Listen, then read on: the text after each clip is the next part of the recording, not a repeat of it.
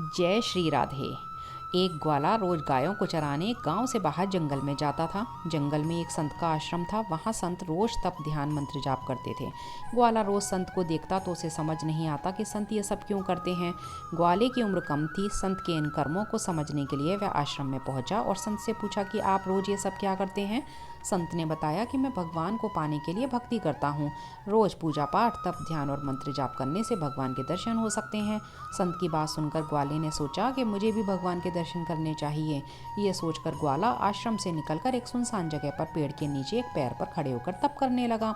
कुछ देर बाद उसने सांस लेना भी बंद कर दिया। ग्वाले ने सोचा कि जब तक भगवान दर्शन नहीं देंगे मैं ऐसे ही रहूंगा। छोटे से भक्त की इतनी कठिन तपस्या से भगवान बहुत जल्दी प्रसन्न हो गए। वे ग्वाले के सामने प्रकट हुए और बोले कि पुत्र आंखें खोलो, मैं तुम्हारे सामने आ गया हूँ। ग्वाले ने आंखें खोले बिना ही पूछा कि आप कौन हैं। भगवान बोले कि मैं वही ईश्वर हूँ जिसके दर्शन के लिए तुम तप कर रहे हो। यह सुनकर ग्वाले ने आंखें खोल ली, लेकिन उसने ईश्वर को कभी देखा नहीं था। वह सोचने लगा कि क्या यही वो भगवान है। सच जानने के लिए उसने भगवान को एक पेड़ के साथ रस्सी से बांध दिया। भगवान भी भक्त के हाथों बंध गए। ग्वाला तुरंत दौड़कर उस संत के आश्रम में पहुंच गया और पूरी बात बता दी। संत ये सब सुनकर बहुत हैरान थे। वे भी तुरंत ही ग्वाले के साथ उस जंगल पर पहुंच गए। संत उस पेड़ के पास पहुंचे तो वहां कोई दिखाई नहीं दिया। भगवान सिर्फ ग्वाले को दिखाई दे रहे थे। संत ने बताया कि मुझे तो यहाँ कोई दिखाई नहीं दे रहा। तो ग्वाले ने भगवान से इसकी वजह पूछी।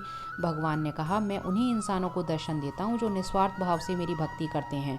जिन लोगों के मन में कपट स्वार्थ लालच होता है उन्हें मैं दिखाई नहीं देता। अर्थात जो लोग भगवान की भक्ति निजी स्वार्थ की वजह से करते हैं उन्हें भगवान की कृपा नहीं मिल पाती। निस्वार्थ भाव से की गई भक्ति ही सफल होती है। भगवान आप सब पर अपनी कृपा बरसाए रखें। जय श्री राधे। राधे राधे।